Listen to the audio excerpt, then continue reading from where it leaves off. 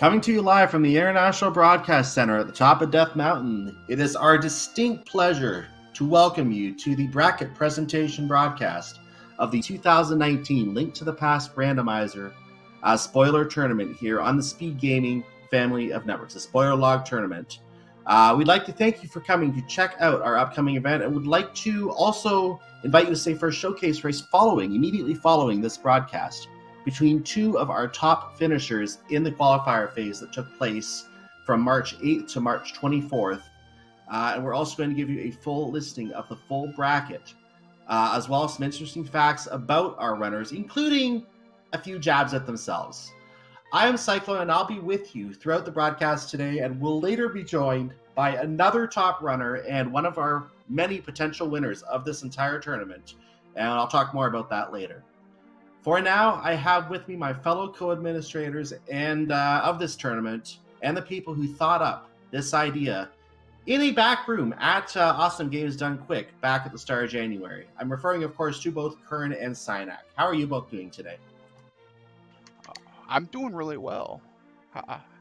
Kern, same? Yeah, same Z's. I can't wait for this to kick off on April 1st.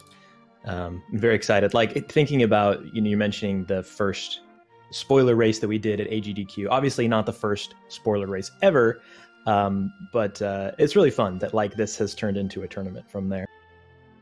I agree. I'm looking forward to seeing how many of our well-known runners of the community are already, who are known for routing unknown randomly placed items in chests in the game, now route the seeds, knowing where everything is after a quick study period. I'm looking forward to seeing how everyone does. Yeah, and for folks who don't know what we're talking about when we're talking about the AGDQ spoiler run that we did, so that was this year, 2019 AGDQ, where it was like the final full day we had at AGDQ. There was a bunch of us in the casual room, all rando folks doing a spoiler run. In fact, some of the people who are in this tournament were also there in the room, so it's not just us, admins here, but that was a lot of fun. There was a ton of people. I would say there's probably 15 people racing, maybe more, which is great. For a live race, how often does that happen? And that was a ton of fun. It was a lot of people's first spoiler race as well, and Christos Owen took first place in that kind of cold spoiler run there. Of course, and he's in this tournament. Yeah, exactly right. That's exactly what you'd expect. Death Taxes and Christos Owen wins a race at GDQ.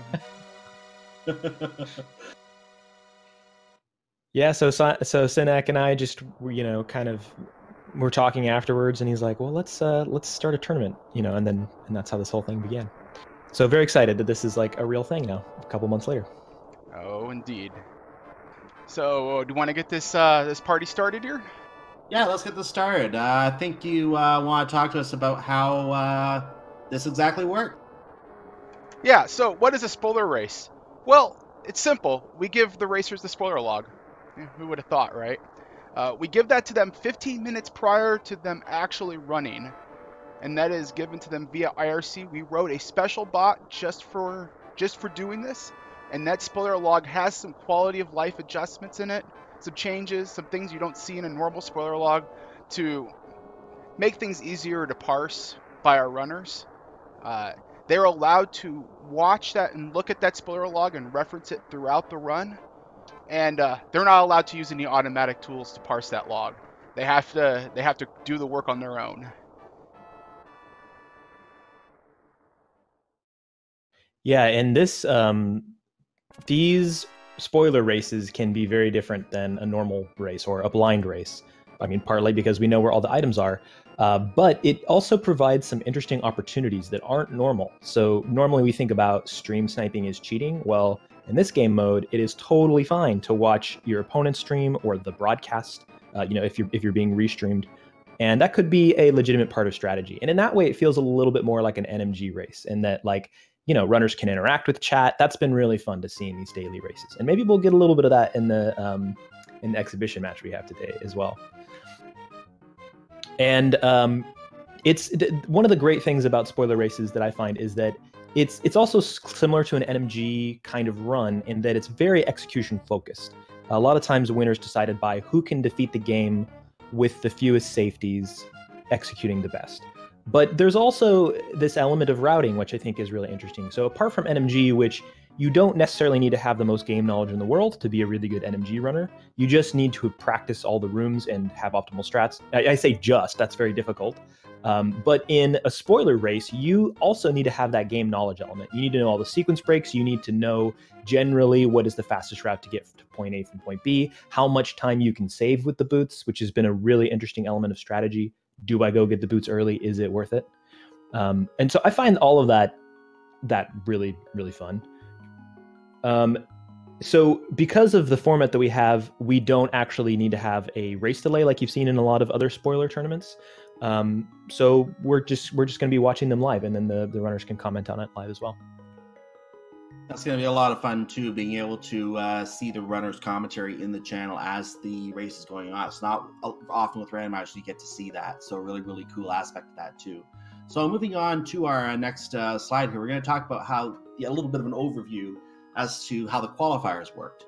Each runner in the tournament, I'm going to talk about this in a second, we had about 39 of them, 39 unique people submitting a run in this qualifier phase. They each played the same 3 qualifier seeds over a 17-day period, March 8th to March 24th. The players were allowed, in this particular case, because it was not really, it was kind of hard to say you only get 15 minutes to study the log during this period when you have 2 weeks to do the races. So we decided to open it up and allow runners to study the logs as much as they could, practice the seeds, get used to doing this kind of a speed running format. They practiced as much as they wanted, but at the time they chose, they were only permitted that one official attempt at each seed. There was a retry allowed. The way the retry worked is that a runner who did not like one of their runs ended up having to, they were allowed to say, okay, I want to retry seed number 2, let's say. There were time for seed number 2. If they got like a 50-minute time, they thought they could get 48. Their seed was thrown out, and if they ended up getting a 51, that was their official time. So the first seed was thrown completely out. Second race was the one that was accepted in that case. One retry was allowed. So when a player was ready to code, a request was made by the player for the code for their official run. This was scored for the qualifier. It could be streamed either to Twitch, which a lot of runners did, or to unlisted YouTube, which some did as well. If a runner was not happy with their run, or if technical issues were encountered, which does happen, again, they could retry one of the runs as noted. And I kind of touched on that earlier with the old time being thrown out. So there was always risk involved in doing a retry. One more note is an incomplete or unsubmitted run was scored as the slowest run of that seed plus 30 minutes. So if the longest time that someone took hypothetically was 1 hour and 20 minutes, that means it was scored as 1 hour and 50 minutes.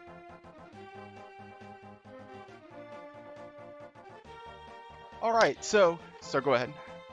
Oh, no. I was going to pick it up, but it looked like you're already on it. Yeah, so there were 3 qualifier seeds. We just kind of have a few statistics on each one that we kind of wanted to go through. So qualifier seed 1, all 3 of them, by the way, they were lampless. There was no lamp. They were all out of the way. In fact, for seed 1, it was on SAHASRAHLA. You had to go to Skullwoods to do that. Skullwoods had nothing else of value in it for the most part except a sword. So most of our runners skipped that and just had to do it without the lamp. Yeah, I would say out of all of the sequence breaks that you might want to know for a spoiler run, Dark Rooms is, I think, the most important. Oh, indeed. Some players did choose to use the spoiler log knowledge as well. So in the spoiler log, we give players the ability to see also what the drops are. For example, the stun prize, the tree pulls. Also, it's the prize for saving the fish by throwing it back into the water after you drain the swamp. So, drain the dam. So, some players chose to use that knowledge. Some of their top players actually decided that was actually slower still. Which was, so there was some early route divergence even throughout the qualifier phase, even though you kind of got to see what other people were doing. Yeah, and we should probably clarify. I don't think we had it in our slide deck, but these runs were done for folks who might not know. I see a lot of runners here who already know, but I'm sure there are people watching who did not. who did not run in the qualifiers, but all those races were done. Wow, excuse me. They were all done asynchronously, so that was a part of our tournament. Our qualifier setup to allow people to schedule easier. So when Synac's talking here about route divergence, he knows about this because him and also the qualifier submission verifiers, who are just amazing volunteers who've helped us out, have actually watched these. And I know that Synac was in the chat for a lot of watching live a lot of these people run, and he was able to do that because these were all done asynchronously. I'm not sure how many times I typed GLHF in people's chats. Well, as long as you typed it for everybody, then it's not, it's not biased, right? Yeah, sure. So we had some interesting statistics. So you only could use one retry, like we said before. So on this seed, 6 people chose this one as their retry. I know 2 of them were due to technical issues, but 4 of them decided just to do it. Both Asdar and Galan had the lowest collection rate on the seed, and Keon kind of crushed it with the fastest time. Looks like ZELGADISSAN is still in chat. He's one of the people who retried number 1. So yeah, even top runners will feel they can do a seed better and want to try and improve that time. Yeah, and for the folks who are looking at the graph, we've got the collection rate on the y-axis and the real-time seconds on the x-axis, and there is a bit of a relationship. Like if you were to plot a line, you would see that it is like on average, there is some linear increase there. It's not the end of the world, but there's definitely a relationship. But also, like, interesting how in this seed, it seems like there are some really spread out times. And I mean, I don't know what we could chalk that up to, other than maybe it's just the first seed that most people are going to run. It could be the seed itself. I don't know. Yeah, and you also see, we'll go into slide 2 here, but yeah, C2 was really similar. Like you had like the close-up pack. Mentos Man did a 48 out of 216 collection on his run.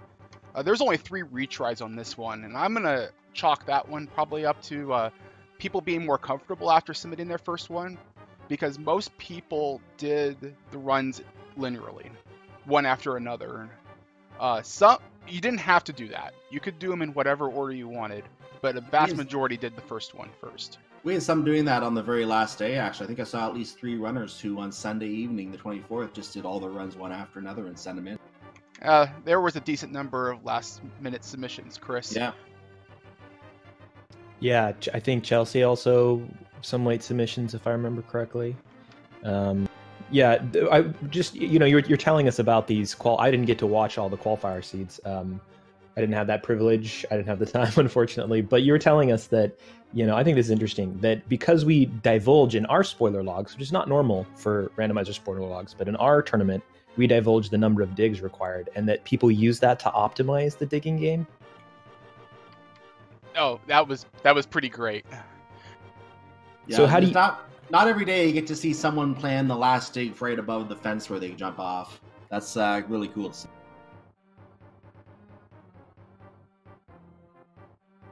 Also, the lamp was also nowhere to be found in this one, kind of like the rest. And Ice Palace was also a common theme, that Ice Palace wasn't required at all for any of the 3 seeds as well. Oh, that's interesting. Yeah. So, Mike, if you're bad at Ice Palace, it was your luck this time around. That's it's always interesting to see if Ice Palace is required and what risk people will take. I actually remember one of the daily races, and I think it was the 3rd one we had in the daily race series, that flippers were sitting on Vitreous and Ice Palace was required, but Swamp Palace was not required. I think almost every single runner in that race fake flippered Ice Palace. So it's really interesting to see strategies like that come into effect in some of these races as well. Yeah. So on to the 3rd seed. This one actually was a lot faster than the other 2. Again, Lamp wasn't to be found, but there was a really interesting decision to be made in regards to how early you did Eastern, or did Pod, and if you did Pod before or after Swamp Palace, because Swamp Palace had the Fire Rod, which made Dark Turtles a lot easier to do. But if you did Eastern Palace first, you got access to the boots faster. So there were some interesting decisions to be made. Some chose one path, some chose the other. our top runner did in fact do the first route, where he did do Eastern and Pod first before Swamp. So in that, and the big thing there would be Dark Turtles, right? Am I correct? Oh no, yeah, right. Because you're going to get the boots at Helma, and that's really tough when you don't have the Fire Rod. Exactly, and that was in Swamp Palace, so some runners did opt to go for Swamp Palace first. And consequently, this one got our most retries. We had several players that died several times. The Dark Turtles just reset and just did the run again and just took the retry right there. Understandable. The interesting thing about our, about the setup here is that, not only could you have retried, you got one retry for all 3 seeds, but that you had the opportunity to practice some of these things. So like, I would say ordinarily, if it was a live run, you might not even think about like, oh, I'm going to skip all this stuff if it wasn't a spoiler race. I'm going to skip all this stuff, go Dark Turtles. I imagine even in the tournament, it would be a huge risk. Like I'd be very surprised to see, somebody, even Kyong, decide to do Dark Turtles no Fire Rod in a live run where they don't get to practice that. But the beauty of this, or at least a difference of this, is that you could have practiced that with, you could have practiced 5 Hearts Fire Rodless Dark Turtles just to remind yourself, is this practical? How often do I get it? How often do I miss it? All right, so off to the next slide. I think so. We're going to take a moment now to present some information about our top 8 players in the race, including things like their favorite sprites and some information. I know, Kern, you collected a lot of this information, so we're going to let you pretty much take the reins on it. All right, if I don't mind if I do. So yeah, our number 8, starting with number 8, Ben Teasy, got some great times, all sub 50, and this like kind of a theme for top 8. When I think about spoiler races, even before this tournament, I think of the bar as being sub 1. Like sub 1 is the sub 2 of spoiler races, in that it's not always possible. Like if you get a really bad seed, you can't do it, but that's what you're shooting for. It's like a sub 6 escape, it's just a good benchmark. But I'm surprised at how often we have seen, like, just the quality of runners, that there are these sub 50 times, which to me is just ridiculous. And Bentizi actually was one of the runners that was at the AGDQ, live spoiler run. So Christos did win, but Bentizi came in a very close second with like less than 1 minute apart, which was pretty incredible. So yeah, let's move on. Moving on to PIKAPALS. So came in 7th, also like sub 50 times. He got a 46.34 on Qualifier 3. That's crazy.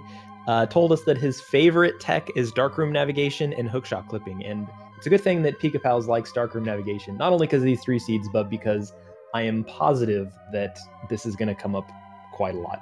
Apparently, and he was telling us that he joined the first spoiler race that Christos hosted. But he hasn't played much since then. But I think it's just really interesting because that must have been a while ago. I don't know how early on in the development of the randomizer they were doing spoiler races.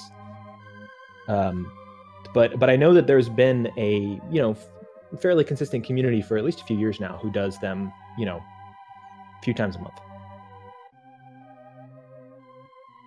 So yeah, moving on to number 6, we've got PINKKITTYROSE, aka PKR. The only time in the top 8 that we have a not sub 50 with this 50.02, still incredible time. I just think it's incredible. 2 seconds, yeah, only by 2 seconds. That's insane to me. Like, I mean, if I do a spoiler run and I get, a 50-minute flat, and this is her worst time. Favorite game mode, entrance, crossroad, key sanity, because PINKKITTYROSE is insane and like self-punishment apparently. But in all honesty, that game mode is pretty fun. She's also Canadian, so I like that aspect myself, being one myself. So I guess Canadian shout-outy stuff there. I thought it was interesting. PKR was telling us that she had never done anything speedrunning before playing a randomizer. And as somebody who that's the same as well for me, I'm finding that a lot of the top runners, that's not true. Like, they've come from other speedrunning backgrounds. So fist bump. We'll talk about that a little more later because I know we've compiled some facts of all of the runners in the tournament. They're just going to go through those quickly before we wrap up as well. So, but yeah, I agree. It's a very interesting fact for Pink Kitty Rose, and we'll talk about that a little bit more in just a moment. So, moving on, did you want to continue? You want me to take this? Oh, yeah, go ahead. Yep. So number 5 in the top 8 is ZERORUSH, and again, as back to the theme, all of our runners, or most of our runners, having the times in the sub 50. In terms of ZERORUSH, qualifier number 3 was his slowest run, which is really interesting when you think of the fact that for Kyong, that was literally the fastest run of the entire set of qualifiers. That was ZERORUSH's slowest time, with barely cracking sub 50 by 23 seconds there. With the other 2 seeds getting the exact same time. And he loves using tech in the Dark World and things related to the Bombable Hut ledge, doing quick hop at the Bombable Hut. So he uses very interesting tech in his runs as well to improve those times. Yeah, I gotta say, man of culture. The Dark World Bombable Hut ledge quick hop, that is that's not easy. That's not an easy quick hop to get. And I'm not even sure that when you get it, it saves time. Or if it does, I'm sure it's like frames. But I just gotta say, like, man of culture right there. And moving on, we have ACMLM, a long-time runner in the community, top-tier runner for sure, very well known in the community. He is runner who likes the inverted game mode, which I'm a fan of the logic of it. I just will never play it because I'm bad. But something that I'm going to touch on later, he's also interested in the 2x speed mode. I've included a fact for that in our list of facts for when we discuss when we go over the bracket parts of the tournament here. So I'm going to talk about that a little bit more in that phase as well. And he uses one of the link sprites. All right, number 3, we got ZELGADISSAN. So, favorite item, hookshot. He's talking about, how it's really nice when you have a boots. You get like early boots, right? But in lieu of that, at least you have the hookshot. And I think there's a lot of really interesting tech that you can use with the hookshot to speed things up. He wanted us to make sure that we introduce him as the top 8 runner who is least likely to live up to the seeding expectation. That is not, I don't think that's a fair assessment. But you know what? He asked us to say that, so you got it. You got it, Zelga. He's just trying to downplay it so he seems like the underdog when he wins, But yeah, moving on to number 2. So second seed after the qualifiers is Gerdo. He has only played one single spoiler race that he says Christos Owens set up around 10 years ago. So prior to this tournament happening, that was his experience with spoiler running. And he didn't have too much to tell us about the seeds other than he thinks that seed number 3 sucked, and I'm sure that we can get some shout outs for seed number 3 in the chat here. And that he's pretty sure that Pink Kitty Rose is going to win. That's his bet. Yeah, that's his bet. Pink Kitty Rose, top tier runner for sure. And I have watched the stats for a lot of the daily spoiler races we did. And she's either a winner or near the top every single time. So she is definitely a force to look out for in this tournament. Speaking of Pink Kitty Rose, and that's Gerdo's prediction for your eventual champion here. So moving on to our last runner before we reveal the brackets. Surprise, surprise! It is Kyong. I mean, you'd think that with 2 of the best times, of the qualifier seed number 1 and number 3. So Kyong, I think, amazing runner, right? And also developer of the Z3R sim, which if you have not used that, even if you don't play rando, it's really fun to like click through and try to figure out how you would route through a seed. But I got to chalk up a part of this, right, to the fact that this guy's really familiar with spoiler logs, right? Indeed. This is what he does. Like, this is what his tool's all about. It's like going through a spoiler log and figuring out what your route is. And I'm sure that of time logged in the Z3R sim, I'm sure that he's up there as among the most users, having been the person who developed it. So yeah, definite favorite from, real clear seed number 1, definite favorite, I think. going into the brackets. But let's get in there. Enough Let's talking get into the about brackets because we got to get this moving wrapped up because we got another. I got a race showcasing this right behind this. So we're going to start with the KAKARIKO well division here, and the first bracket we just talked about him, Kyong, is as you mentioned, he created the Z3R sim. He also, which is basically a good way to have all the fun of playing a seed with none of the Moldorm Falls. He also is going to be playing Sabatender in this first round of the brackets, 1 versus 32. Sabatender was the one who squeaked in at the end as number 32. You recognize him from the main Link to the Past Randomizer tournaments. I remember seeing him, for example, in the fall tournament as one of the administrators. However, here in the Spoiler Log tournament, he's here for one purpose and one purpose only, to get his butt kicked by Kyong. Moving on to the next bracket, we have Wolfie. Wolfie, along with Amazing Ampharos, created the entrance randomizer, and there are rumors, and I don't know this for a fact myself, but there are rumors that he may have created the first seed for the entrance randomizer by hand. Now, some in chat may know that, may correct me if that's wrong, but that's just information that I've been given, so we're going with that. Frami, meanwhile, played with Kyong in the 2 versus 2 mystery tournament. I know that I and a couple other users were administrators of that tournament, and that was in March, April 2018. Frami and Kyong won that tournament. Surprise, it's Kyong.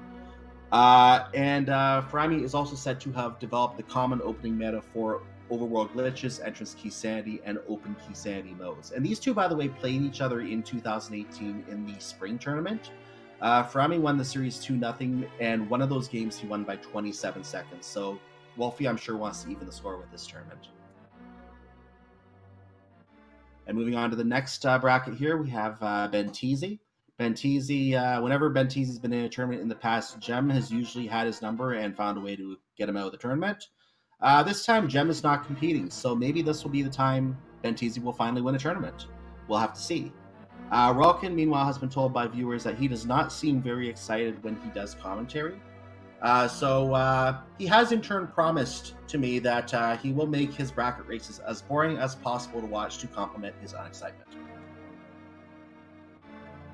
And finally, we have Super Nin Taylor in the KAKARIKO Well division. We have Super Nin Taylor, who remembers playing Link to the Past on console as a young child. He memorized the location of everything and then didn't play again for over 20 years with the randomizer. So he kind of like fell in love all over again, hasn't looked back since. Aktaboker, meanwhile, is a well-versed runner in the community who has one primary weakness, according to him, and that is that anytime King Zora has the hammer, he laughs uncontrollably. So if you're an opponent in a seed that has King Zora with the hammer, you probably have an advantage.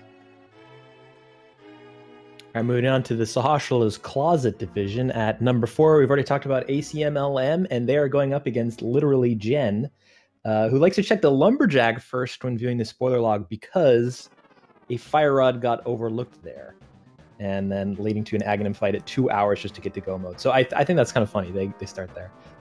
Next up, we got in 13th place, qualifying seed, Ninbon versus GamerCal. Ninbon, incredible runner. I'm not just saying that because he whooped my butt in the spring tournament, but very good runner. He told us that one of his first races, he had the hook shot in the chest before Moldorm 2, and he just didn't even realize it because he wasn't familiar enough with the randomizer yet. And so he went up, won the race by 30 minutes just because he totally forgot about an item requirement. But he actually knows how to hover now, which I did not know that. I think that's pretty cool. And GamerCal, loved commentator, loved speedrunner in the community, has a lot of great tutorial videos that I really love as well. And he actually uses physical notes in a notebook for spoiler log races, which I think is pretty cool. So ZERORUSH, 5th place. We've already talked about ZERORUSH. Going up against Dragon Co. May be a fierce competitor, but is actually not a dragon at all. So apparently he's a koala. Shady Force in 12th seed. Notes that his favorite rando format is the spoiler log race, so he's looking forward to this tournament. But he says his only problem is he's bad at routing. So good luck. One Up, going up against One Up in 21st seed. Managed to compete in the group phases of the fall tournament, which is an accomplishment for sure. He is quite happy that he doesn't have to worry about last location in the hookshot on Catfish during the tourney.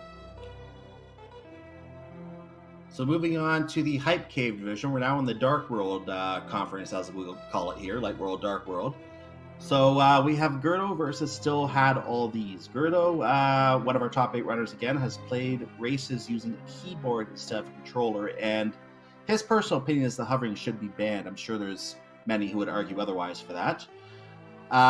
Still Had All These is a former semi-pro Magic the Gathering player. This is obviously a card game where you fight each other with wonderful, well, you know what Magic is, I don't need to tell you about it.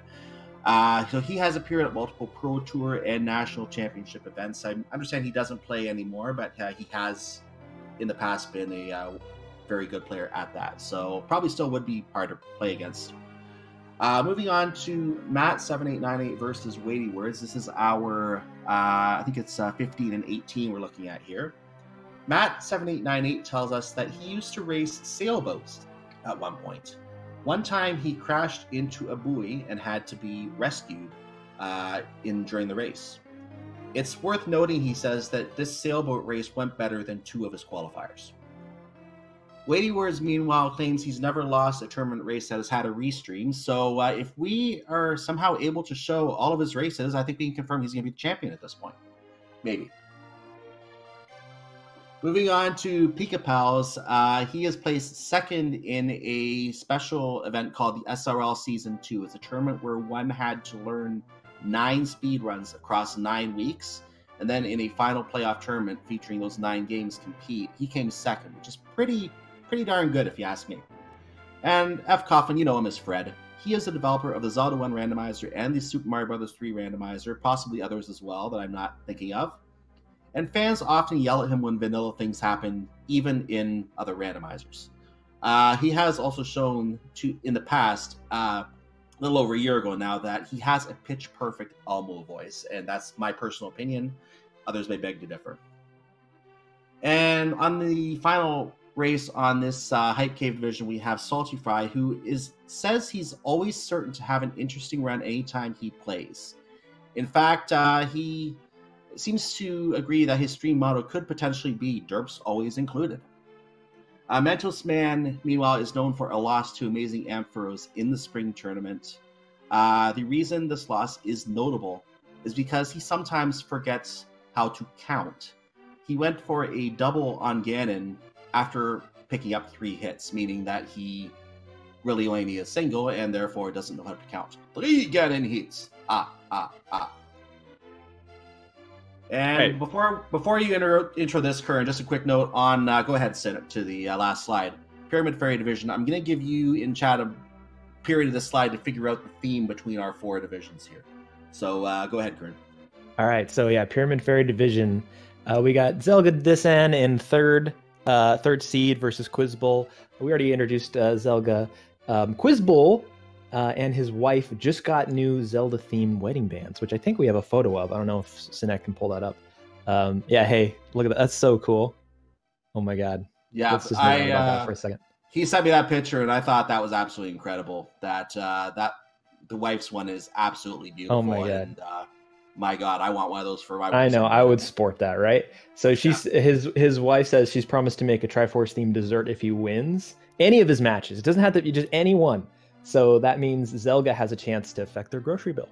In 14th, we've got Ajder, as 14th seed versus 19th seed Christos Owen. So we're getting in the middle of the pack here with this matchup. Ajder says he always skips the top half of Wreckship.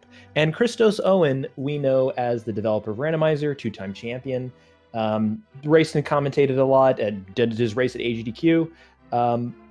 Yeah, so we all know this guy, right? Let's move on. 6th seed, rather, not place. We have PKR versus Hydropower 78, or as he calls himself, Captain Average, finishing middle of the pack since 2018.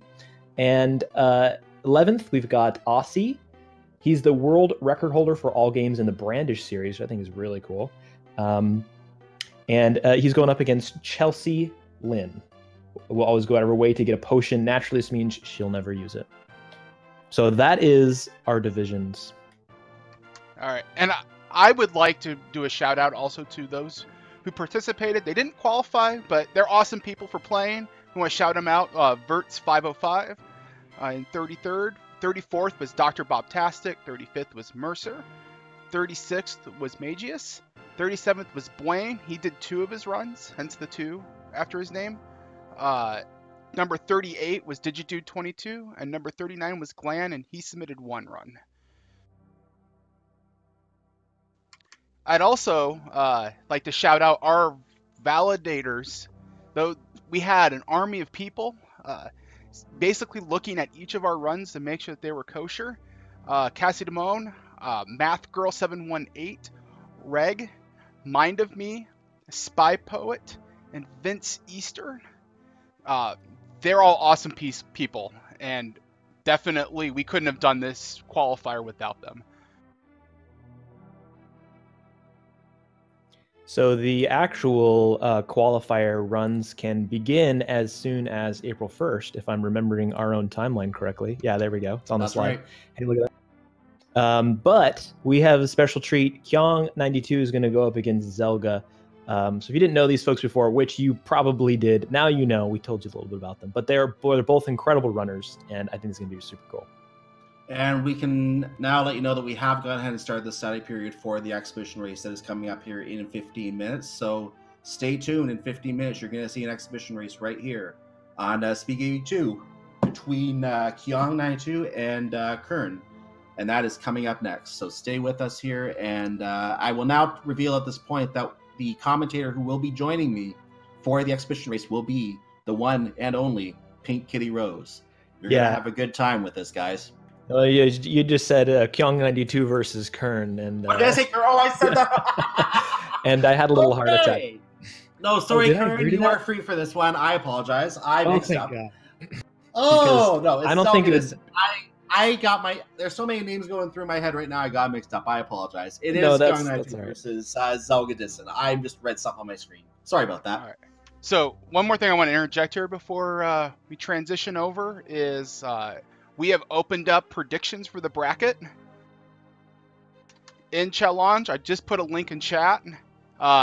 Please, if you wish, go ahead and get your predictions in. It's just for funds, but you know, yeah. There you go. Public. Hey, you want to be the best predictor, right? Exactly. Start making your guesses, and I believe you can take that all the way to the final if they want to. Cynic, is that right? Yes. You can't guess on the bronze match, but yeah. Well, everyone, get your guesses in there, and we'll see what happens in the predictions. So see if you are the best witch, I guess you can say, and then we'll burn you at the end of the tournament. Anyway, stay tuned, everyone. I think we're going to wrap up here, if I'm not mistaken. Any last words from you two before we wrap? So personally, I just want to say thank you to everybody who participated. Thank you to everybody who's going to watch. This has been a whole lot of fun to organize so far, and we're really looking forward to see how it comes together.